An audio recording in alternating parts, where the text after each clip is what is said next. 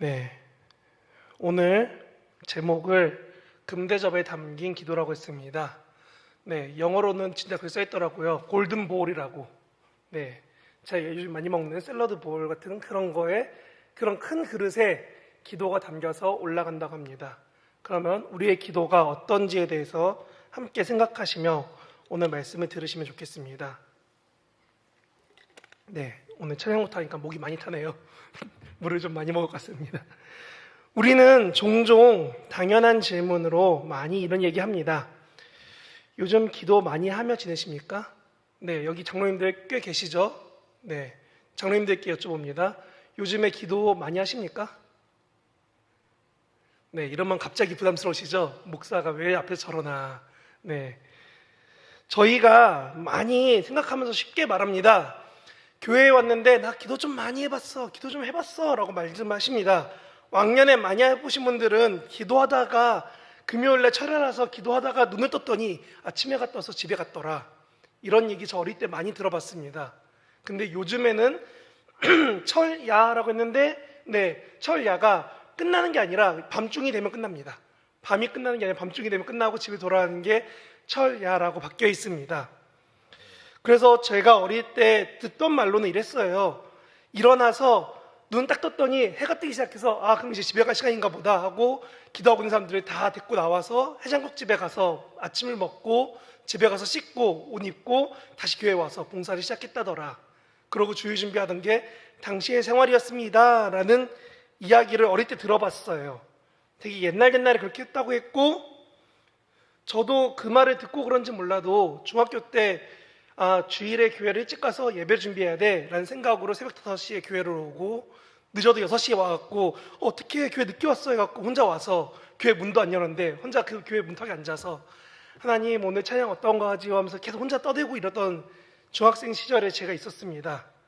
제가 이렇게 열심히 했다고 자랑하고 싶은 게 아니라요, 그런 삶을 살다가 학교 선생님이 갑자기 새벽 6시에 매일 학교 와서 기도하래요. 그래서 분명히 등교시간 8시인데 왜 6시 학교로 오라고 하나. 근데 아무것도 모르고 선생님이 오라고 시키니까 또 6시 학교를 가서 매일마다 기도하고, 그러고 기독교 학교에 가서 고등학교 때 아침, 점심, 저녁으로 기도해야 한다고 등교시간 1시간 전에 가고 끝나고 기도해야 하고 맨날 그런 삶을 살다가 어느 날 보니까 제가 어느 순간 목사가 돼 있고 어느 순간 이렇게 사역자가 되는 길로 갈 수밖에 없더라고요. 그러니까 처음에 시작은 그냥 교회에 일찍 가서 기도해야지 였는데 지금 모습은 목사입니다. 그러면 이제 이러는 거죠. 목사니까 어려서부터 기도 많이 했나 보다. 그런 얘기 하려고 제가 이야기 시작하는 게 아닙니다. 제가 어린 시절에 교회에서 수련회를 가면은 항상 필수로 준비하라고 했던 게 두꺼운 옷과 방석이었습니다. 그러고 꼭 밤에 무서워 죽겠는데 꼭 밖에 나가재요. 특히 겨울에 나가서 저보다 큰, 제가 당시에 그렇게 크지 않았는데 지금처럼 크지 않았습니다. 그때 조금 작았는데 제 몸만했던 거 저보다 조금 작은 나무 앞에다가 저를 앉혀놓고 방석 놓고 앉으라고 한 다음에 나무를 잡으래요. 그러더니 선생님이 귀에다 대고 이렇게 말씀하시죠. 너 열심히 기도하면은 꼭 이 나무를 뽑을 수 있을 거야. 뽑을 때까지 기도해 하고 가세요. 아니, 애가 중학생이 힘 있으면 얼마나 있다고 나무를 뽑으라고 기도하라고 시키는데 좀 얇은 거 주고 이렇게 잡을 수 있는 나무를 주면 좋은데 나무를 이만한 거 줍니다. 애 손을 못 잡는 나무를 주고 흔들어서 뽑을 때까지 기도하라고. 그 이제 뭣도 모르고 막 혼자 소리 지르면서 계속 한 소리 또 하고 계속 소리만 지르고 있어요. 빽빽 소리 지르다가 지쳐 쓰러지면은 누군가 데리고 갑니다. 그러다 보면은 겨울에 꼭 그렇게 쓰러져 있다가 깨고 나면은 따뜻한 라면을 먹고 따뜻한 간식을 먹고 그러고 잠들었던, 꼭 왜 이렇게 교회에서 시켰을까? 그리고 마치 선생님들은 와서 항상 얘기하죠.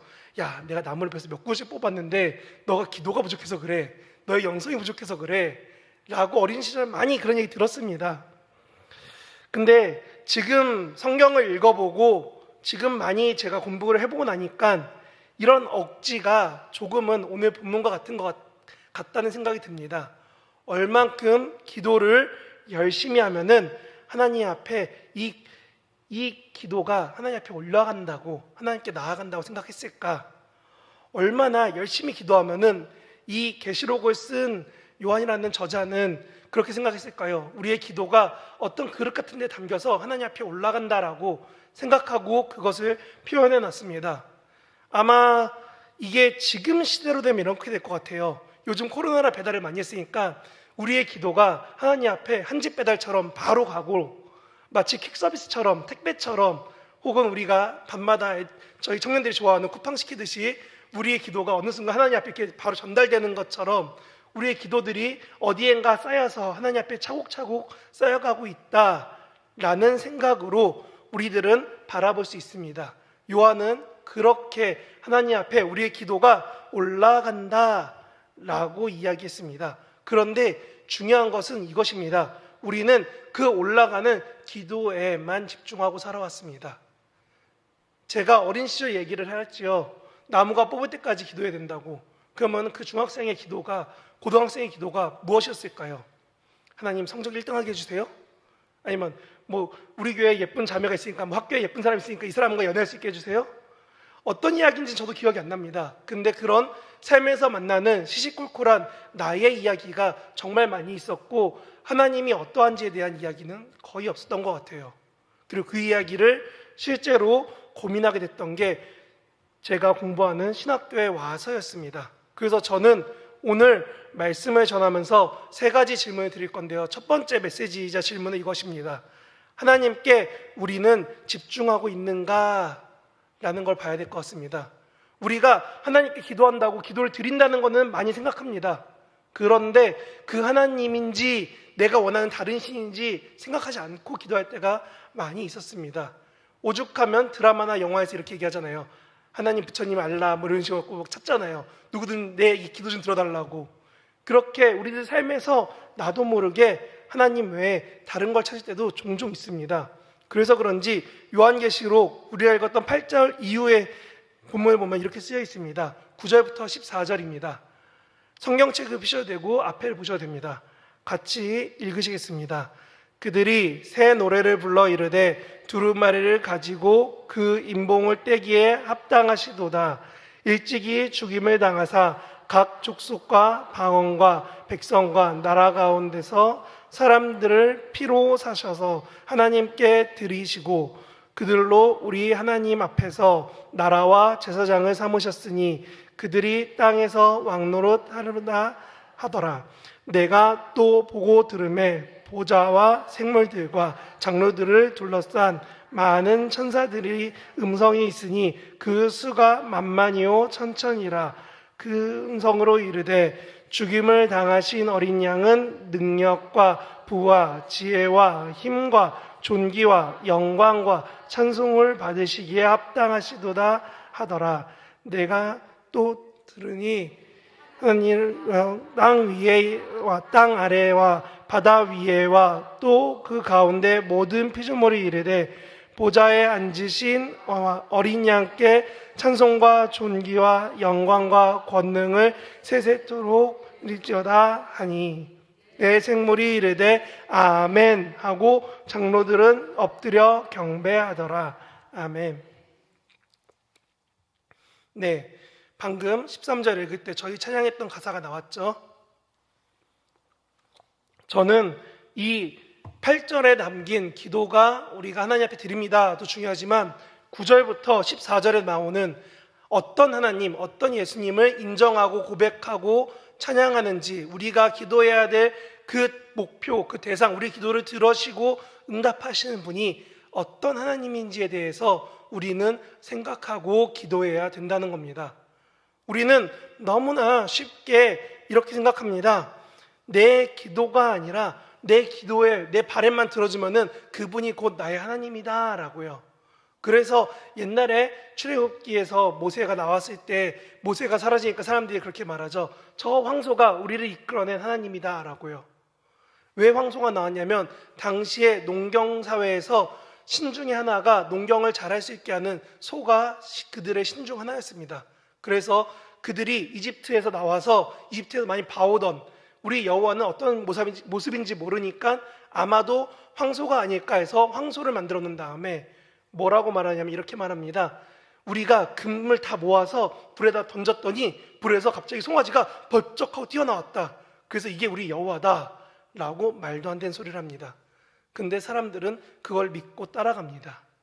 제가 이 말씀 드리는 이유는 우리가 오늘 방금 읽었던 9절부터 나오는 많은 내용들, 우리가 예수님에 대해서, 하나님에 대해서 인정하는 부분들을 우리가 고백하지 않고 인식하지 않고 살아가지 않고 그렇게 기도하지 않으면은 결국 우리는 우리가 원하는 대로, 우리가 바라는 대로, 우리가 하고 싶은 대로 신을 만들어서 그 하나님께 기도하고 있는 겁니다. 하나님, 내 뜻을 이루어 주시옵소서라고요. 우리 어릴 때, 제가 예전에 말씀드렸지만 어릴 때 할머니들이 장독대 위에다 물 담아놓고 열심히 기도합니다. 비나이다 비나이다. 그거랑 우리가 새벽이던 밤이던 기도하면서 하나님 도와주십시오 할 때 대상이 똑같다면 우리는 얼마나 큰 잘못을 하고 있는 걸까요? 그래서 그런지 이것의 원래 모티브가 되는 이사야 6장에는 이렇게 쓰여 있습니다. 이사야 6장 1절부터 4절 띄워주십시오. 같이 화면 보시며 함께 읽겠습니다. 우시야 왕이 죽던 해에 내가 본즉 주께서 높이 들린 보좌에 앉으셨는데 그의 옷자락은 성전에 가득하였고 스랍들이 모여지고 섰는데 각기 6날개가 있어 그 둘로는 자기의 얼굴을 가리었고 그 둘로는 자기의 발을 가리었고 그 둘로는 날며 서로 불러 이르되 거룩하다 거룩하다 거룩하다 만군의 여호와여 그의 영광이 온 땅에 충만하도다 하더라.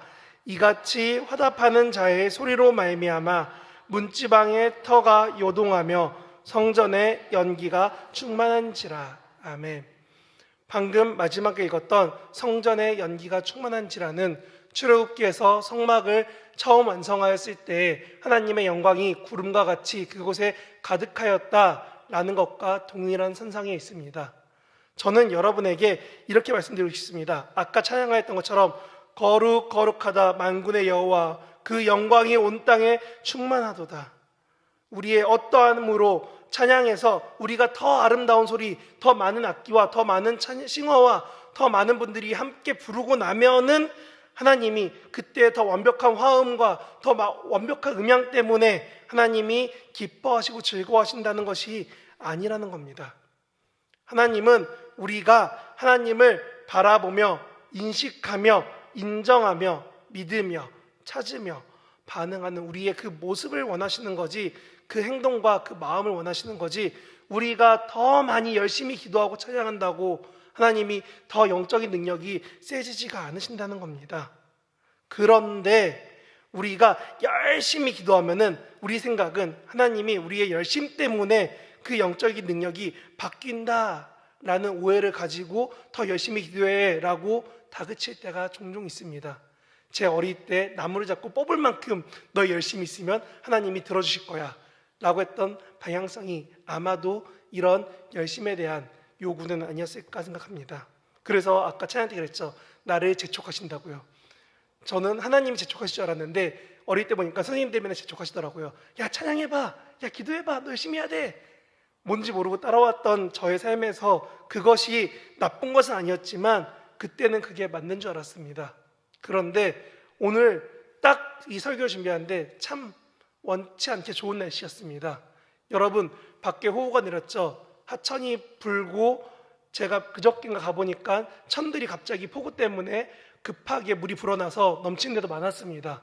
그럼 거기에 가서 제가 이런 물병 하나를 이렇게 조조조조 흐르면은 그 물이 더 높아질까요? 우리는 너무나 자연스럽게 하나님이 얼만큼 크신지 위대하신지 얼만큼 능력 있으신지를 생각은 하지만 기도할 때는 조금 잊고 삽니다. 그래서 그런지 본문의 성경책에서는 이런 말씀들이 있더라고요. 하박국 2장 13, 14절 한번 보겠습니다. 하박국에 보면 이렇게 쓰여 있습니다. 민족들이 불탈 것으로 수고하는 것과 나라들이 헛된 일로 피곤하게 되는 것이 만군의 여호와께로 말미암음이 아니냐. 이는 물이 바다를 덮음같이 여호와의 영광을 인정하는 것이 세상에 가득함이니라. 아멘. 여러분 방금 말씀해 보면 뭐라고 써있냐면요, 물이 바다를 덮음같이 여호와의 영광을 인정하는 것이 세상에 가득해진다는 겁니다. 하나님이 우리를 만드시고 지구를 만드시고 우주를 만드신 분이 되신다면 하나님은 정말 거대하고 정말 크시고 정말 감당 못할 만큼 위대한 분이십니다.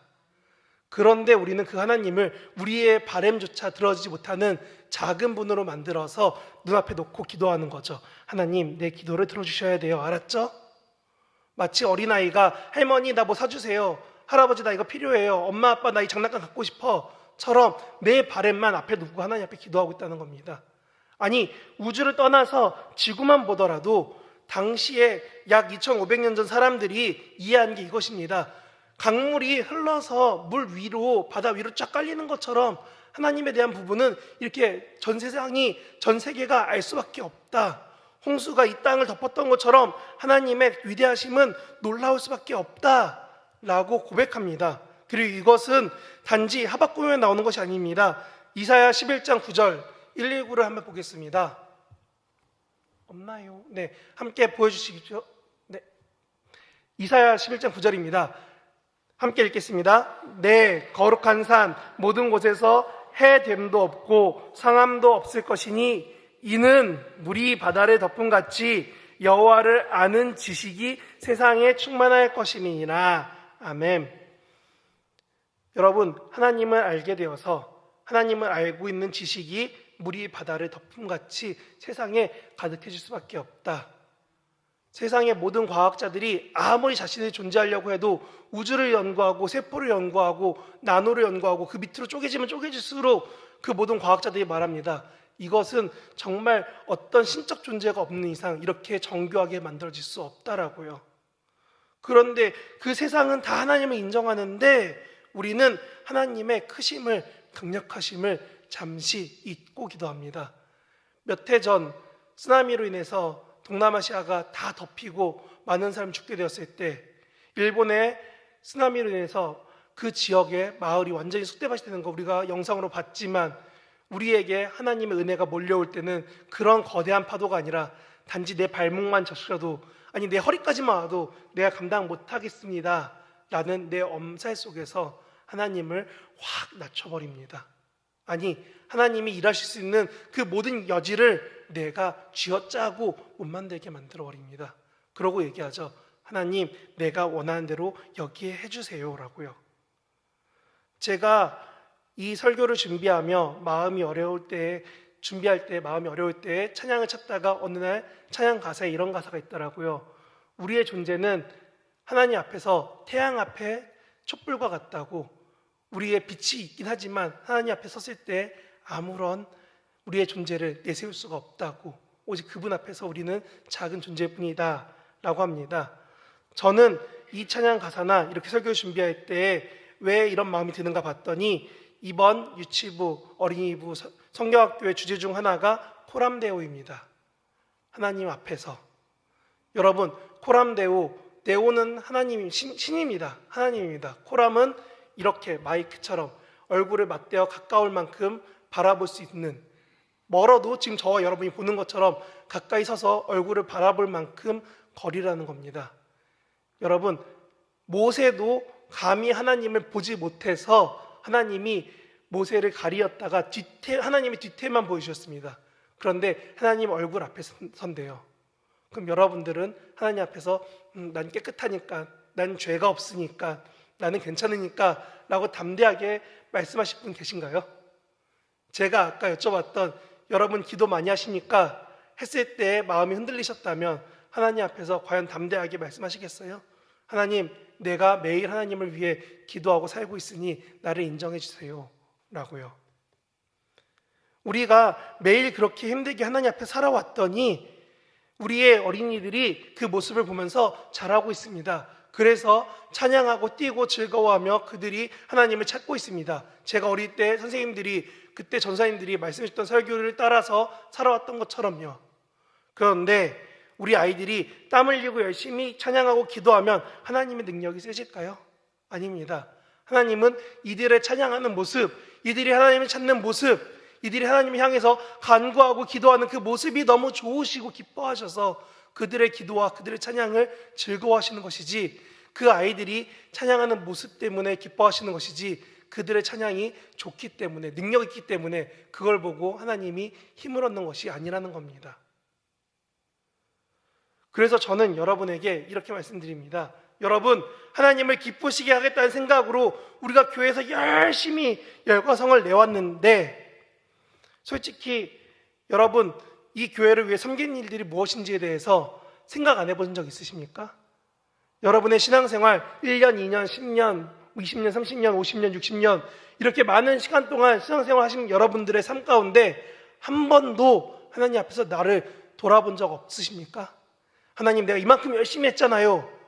이런 고백 한 번도 하신 적이 없으십니까? 우리는 어느 순간부터 이런 얘기합니다. 이 교회의 벽돌 몇 개는 내가 기도하고 헌금해서 쌓은 거야.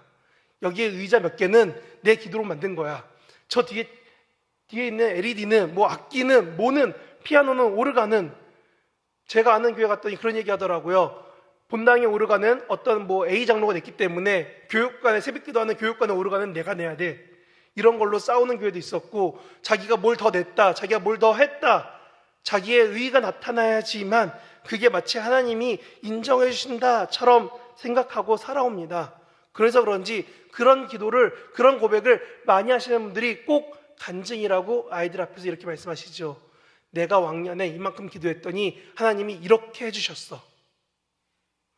기도의 내용이 어떤 기도고 내가 하나님 어떻게 찾았구나가 아니라 내가 기도했더니 하나님이 나에게 무엇을 주셨어에만 관심이 있다는 겁니다. 우리가 하나님에 대해서 생각하지 않았다는 것이 여기에 있습니다. 하나님이 나에게 어떻게 주실지만 생각하지 하나님이 나에게 어떤 분인지는 고백하지 않을 때가 너무 많다는 겁니다. 저도 그렇습니다. 힘들고 피곤하고 어려우면 기도가 집중이 안 될 때 있고, 저도 기도하려고 열심히 노력하더라도 솔직히 쉽지 않을 때 있습니다. 집에 힘들거나 아픈 사람이 있거나 아니면은 정말 경제적으로 어려워지거나 여러 가지 상황들이 몰리게 되면 저도 목사이고 전도사일 때에도 기도가 어려울 때가 있습니다. 그런데 우리가 하나님을 인정한다면, 아까 말했던 것처럼 세상에 여호와를 아는 지식이 충만해질 만큼 인정하게 된다면 우리는 이사야 43장 21절을 다시 보게 될 겁니다. 이렇게 써 있습니다. 이 백성은 나를 위하여 지었나니 나의 찬송을 부르게 하려 함이라. 아멘.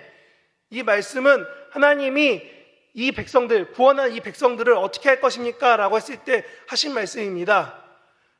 세상의 사막에 길을 만들고 광야에 길을 만들어서 너희가 마실 물을 주고 해서 너희가 그 바벨론에서 이스라엘까지 돌아오게 할 거다.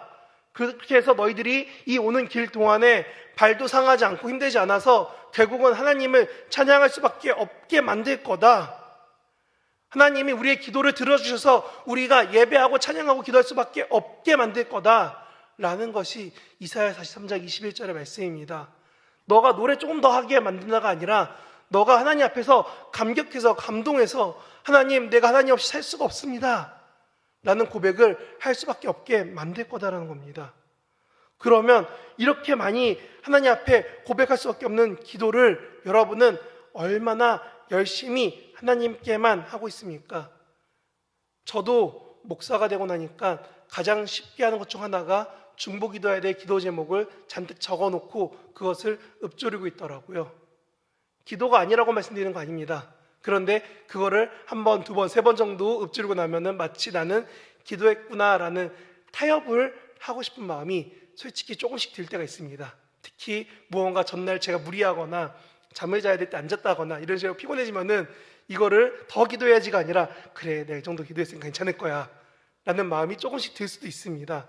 그런데 여러분, 장로님들, 집사님들이 가끔 권사님들이 기도하실 때 앞에 성경 말씀 많이 읽으시면서 미사옥과 이만큼 들어가면은 되게 능력 있는 기도고, 아이들이 하나님 감사합니다, 우리 해주세요, 예수님을 기도합니다, 아멘 이러면 기도가 뭔가 보잘것없고 능력 없는 기도인가요?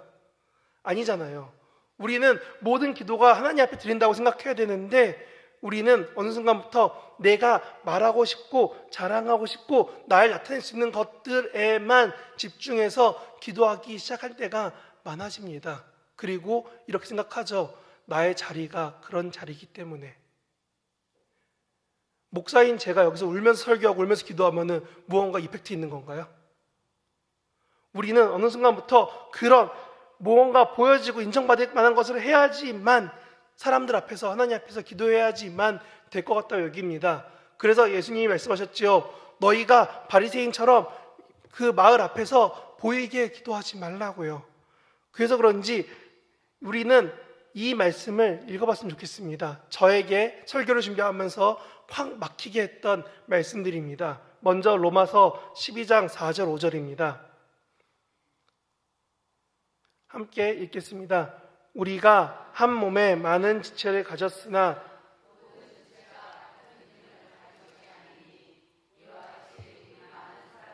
그리스도 안에서 한 몸이 되어 서로 지체가 되었느니라. 아멘. 고린도전서 10장 16절 17절입니다.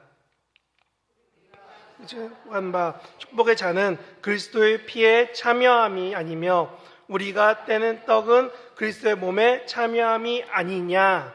떡이 하나요 많은 우리가 한 몸이니 이는 우리가 다 한 떡에 참여함이라.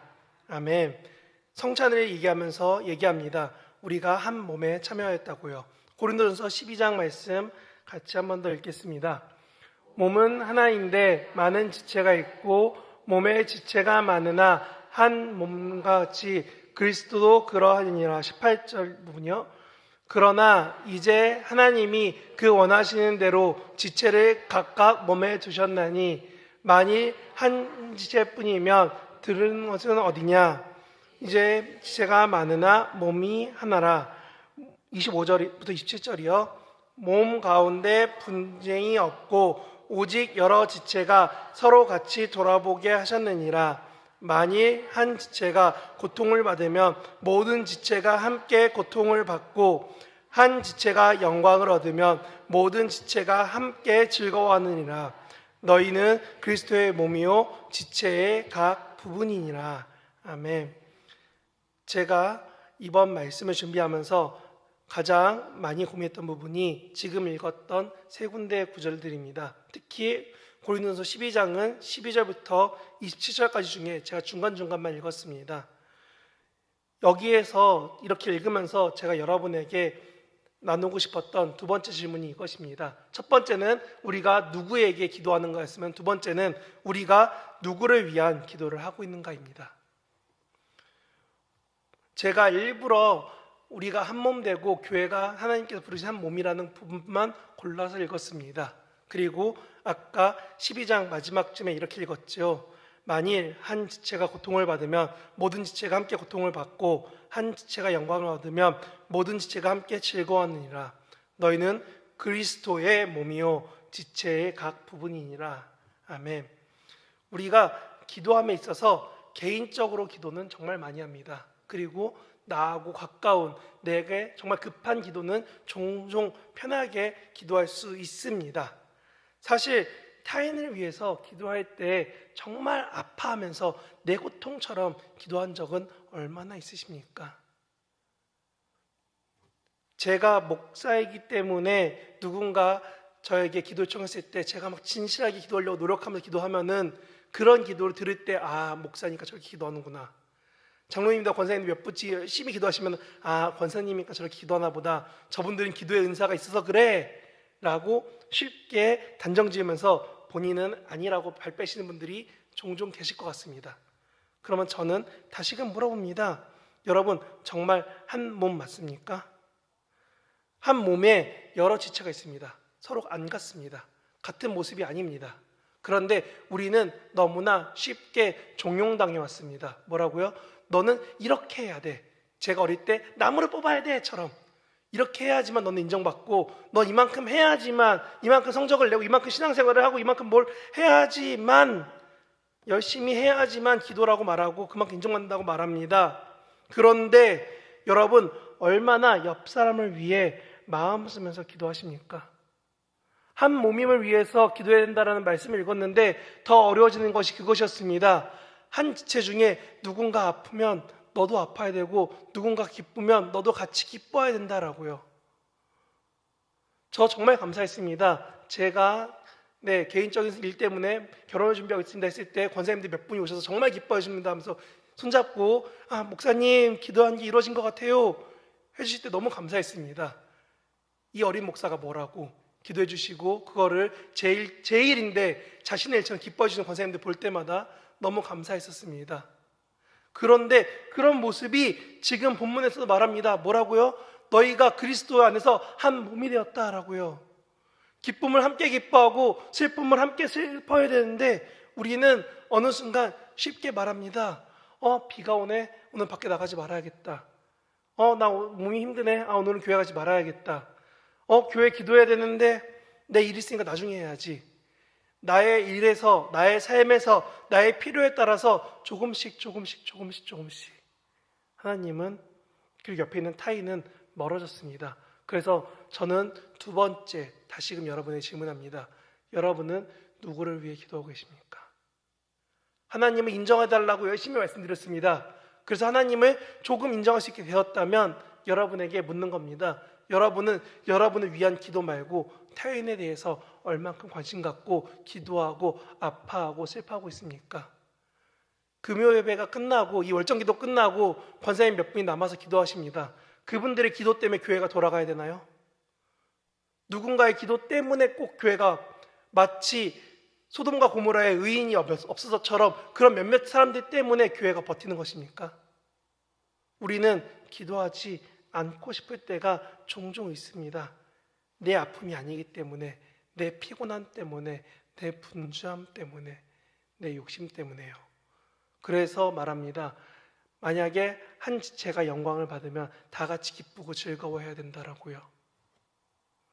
그래서 저는 여러분에게 기도하기를 열심히 하는 여러분에게 이렇게 말씀드립니다. 저도 잘 못 지키는 책 제목 중 하나입니다. 너무 바빠서 기도합니다. 좀 그럴 수 있으면 좋겠어요. 좀 바쁜데도 기도할 수 있는 마음의 여유와 뭐가 있으면 좋겠는데 좀 쉽지 않더라고요. 그래서 저는 여러분에게 이렇게 말씀드립니다. 이렇게 분주할 때 여러분의 기도 분량을 누가 대신 채워줄 수 있을까요? 저는 1세대입니다. 저희 부모님이 저보다 기도 덜 하십니다. 네, 그건 정확하게 말씀드릴 수 있어요. 저희 부모님이 아버지가 교회를 일주일에 생각보다 많이 못 가세요. 직업상 주말에도 일하시니까요. 그렇다고 제가 아들이 목사니까 주말 일하지 마라고 하기에는 솔직히 집의 경제 상황이 아직 좋지 않습니다. 아버지가 그걸 매우 부담스러워 하시고요. 그런데 제가 그렇기 때문에 되게 부러웠던 친구들이 몇 대째 신앙생활 하는 사람들입니다. 몇 대째 부모의 기도가 쌓여 있어서 아버지가 장로님이라서 어머니가 사모라서 아버지가 목사라서 기도가 쌓여서 너 삶이 편한 것 같아 라는 좀 소위 속된 말로 너 기도가 쌓여있기 때문에 네 사역이 편한 거야 라는 그런 말을 들을 때 매우 부럽고 욕심난 적도 있습니다. 그런데 로마서 8장에는 이렇게 쓰여 있습니다. 로마서 8장 26절입니다.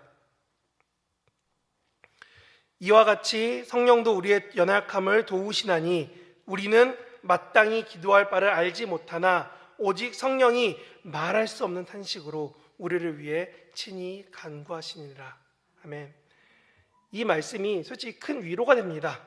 이렇게 열심히 기도하면 하나님이 기도 들어주실 거다라는 위로가 될 때가 있습니다. 그런데 이 말씀이 그러니까 너는 기도 안 해도 돼 라는 면죄부가 아니라는 겁니다. 야고보서 5장 12절부터 18절 함께 읽겠습니다. 내 형제들아 무엇보다도 맹세하지 말지니 하늘로나 땅으로나 아무 것으로도 맹세하지 말고 오직 너희가 그렇다고 생각하는 것은 그렇다 하고 아니라고 생각하는 것은 아니라 하여 정죄를 받음을 면하라. 너희 중에 고난 당하는 자가 있느냐? 그는 기도할 것이요 즐거워하는 자가 있느냐? 그는 찬송할지니라. 너희 중에 병든 자가 있느냐? 그는 교회의 장로들을 청할 것이요 그들은 주의 이름으로 기름을 바르며 그를 위하여 기도할지니라. 믿음의 기도는 병든 자를 구원하나니 주께서 그를 일으키시리라. 혹시 범죄하였을지라도 사하심을 받으리라. 그러므로 너희는 서로 위하며 병낫기를 위하여 서로 기도하라. 의인의 간구는 역사하는 힘이 큼이라. 엘리야는 우리와 성정이 같은 사람이로되 그가 비가 오지 않기를 간절히 기도한즉 3년 6개월 동안 땅에 비가 오지 아니하고 다시 기도하니 하늘이 비를 주고 땅이 열매를 맺었느니라. 아멘. 마지막 그 다음에 한 절 더 볼게요. 요한계시록 8장 3절 4절입니다. 또 다른 천사가 와서 제단 곁에 서서 금향로를 가지고 많은 향을 받으니 이는 모든 성도의 기도와 합하여 보좌 앞 금 제단에 드리고자 함이라. 향연이 성도의 기도와 함께 천사의 손으로부터 하나님 앞으로 올라가는지라. 아멘. 제가 구절들을 몇 개 읽었습니다. 여기에서 말하는 것 중 하나가 이것입니다. 너희가 정말 간절히 기도하면은 의인의 기도처럼 될 건데, 그 대표적 의인이 너희가 아는 엘리야야. 엘리야 봐봐, 3년 반 동안 기도했더니 비가 안 왔잖아. 여러분, 이스라엘은 우기와 건기가 뚜렷한 나라입니다. 그런데 거기에서 기도했더니 3년이면 3년, 4년이면 4년 되지 3년 반이 나올 수가 없습니다. 그러면은 건기 때 비가 내렸다는 소리입니다. 이게 매우 기상학적으로도 우리가 아는 관찰할 때 보면 이런 겁니다. 장마 때 비가 와야 되는데 장마가 갑자기 안 와버리는 것처럼 그 지역에 말도 안 되는 사건을 의인의 기도했더니 이루어졌다는 겁니다. 그러면서 말하죠. 너희가 이만큼 기도가 이루어지길 바라면은 이 앞에 있는 아픈 사람이든 너희 가운데 위로가 필요한 사람이든 누구에다든지 기도가 이루어질 것이야. 그러니까 너네 정말 간절히 기도해. 그러면 그 기도가 계시록 8장처럼 하나님 앞으로 올라갈 거야 라고 말합니다. 이런 선한 상상력을 가지고 기대감을 가지고 하나님의 능력 있으심을 놓고 기도해야 되는데, 우리는 아까 말씀드린 것처럼 남의 아픔이 아니라 내 아픔이 아니니까 그래 넌 아파해라. 남이 힘들면 그래 넌 힘든가 보지 뭐. 남의 고통은 그래 넌 고통스러우면 좀 있으면 하나님이 풀어주실 거야. 내 일이 아니니까 편하게 기도할 때도 편하게 기도해 줍니다. 그래서 저는 세 번째로, 여러분이 하나님께 기도하고 공동체를 위해 기도한다면 세 번째로 무엇을 기도해야 될까에 대해서 생각해야 된다고 생각합니다. 골로새서 3장 15절 이렇게 쓰여 있습니다. 그리스도의 평강이 너희 마음을 주장하게 하라. 너희는 평강을 위하여 한 몸으로 부르심을 받았나니 너희는 또한 감사하는 자가 되라. 아멘. 그리스도의 평화의 마음, 평강을 가지고 세상을 화평하게 하는 화목의 사람을 살아야 된다는 겁니다. 목사님이 몇 주 전에 설교하셨죠. 화목이라고요.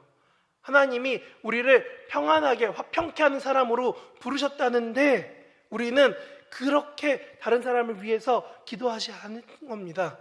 다른 사람의 아픔을 공감하지 못하니까 그들이 그 아픔에서 벗어나는 그 평화를 위해서 기도하지 않고 그냥 기도하는 겁니다. 하나님 해결해 주세요 라고요. 오늘 기도 제목 중에 미얀마에 계신 선교사님을 위해 기도합니다. 근데 미얀마가 작년에 군부 쿠데타로 지금 나라가 바뀌어 있습니다. 그리고 며칠 전에 시민들을 향해서 폭격이 있었습니다. 폭탄 테러 같은 사건도 일어났습니다. 그런데 그 이야기가 기도하는 몇몇 사람들한테는 끔찍한 이야기지만 저를 포함한 여기 있는 대부분의 성도님들한테는 그런 사건이 있었구나 처럼 와닿지 않는다는 겁니다. 그래서 저는 이렇게 말씀드립니다. 우리가 어떻게 기도해야 되는가, 얼만큼 기도해야 되는가에 대해서 마태복음 6장에서 예수님이 주기도문 이후에 이렇게 말씀하십니다. 그러므로 염려하여 이르기를 무엇을 먹을까, 무엇을 마실까, 무엇을 입을까 하지 말라. 이는 다 이방인들이 구하는 것이라. 너희 하늘 아버지께서도 이 모든 것을 너희에게 있어야 할 줄을 아시느니라. 그런즉 너희는 먼저 그의 나라와 그의 의를 구하라. 그리하면 이 모든 것을 너희에게 더하시리라. 그러므로 내일을 위하여 염려하지 말라. 내일 일은 내일 염려할 것이요 한날의 괴로움은 그날로 족하다. 아멘. 마태복음 6장은 주기도문이 있습니다. 이것은 주기도문 뒤에 너희가 어떻게 기도해야 될까를 구할 때 하나님 예수님이 말씀해 주셨습니다. 뭐라고요? 너희의 구할 것, 너희의 뜻, 너희의 필요만 생각하지 말고 주변에 너희 공동체나 너희가 기도해야 될 사람들까지도 하나님이 행하실 것들을 기대하면서 기도해라. 그럼 하나님이 주시지 않겠니? 라고 담대하게 말씀하십니다. 그리고 나서 그럼 어떻게 기도해야 됩니까? 했을 때 이 주기도문 앞에 마태복음 6장 5절 6절에 이렇게 말씀하십니다. 또 너희는 기도할 때 외식하는 자와 같이 하지 말라. 그들은 사람에게 보이려고 회당과 큰 거리 어귀에 서서 기도하기를 좋아하느니라. 내가 진실로 너희에게 이르노니 그들이 자기 상을 이미 받았느니라.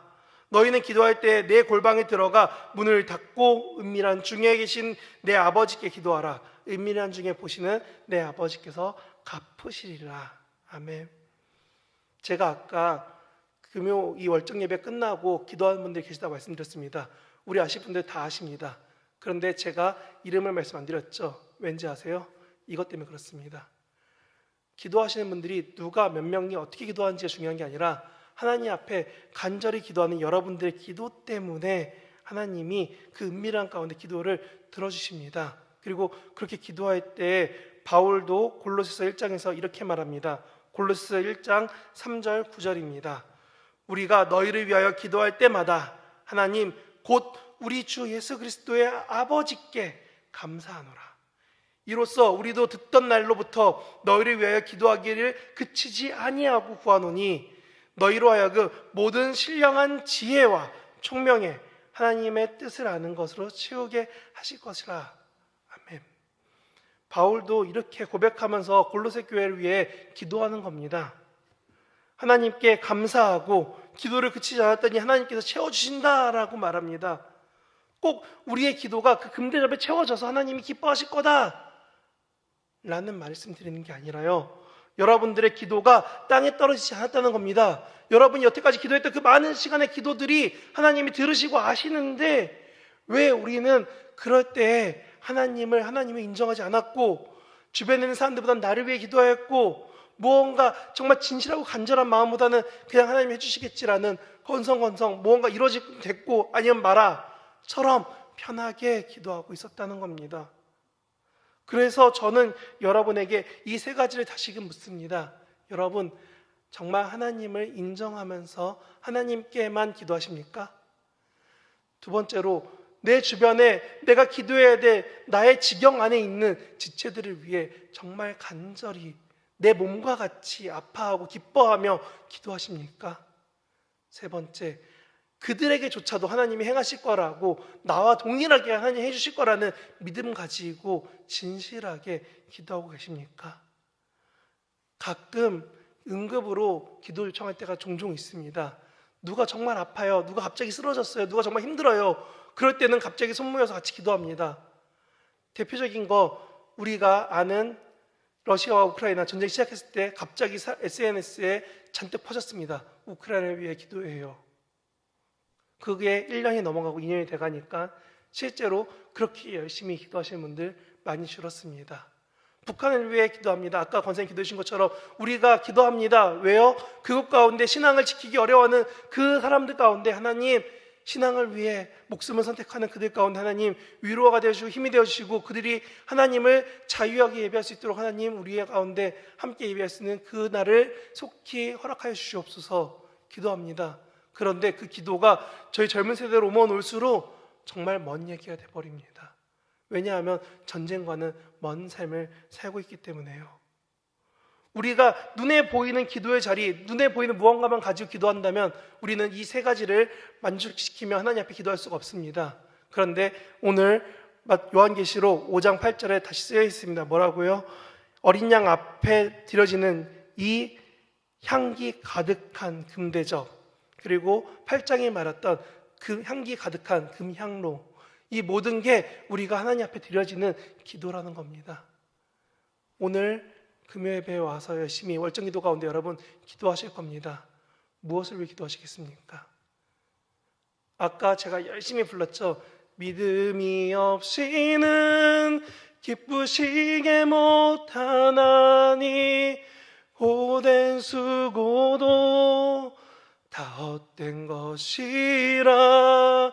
믿음이 없어서 무너진 삶의 모든 자리에 다시 주님을 기다립니다.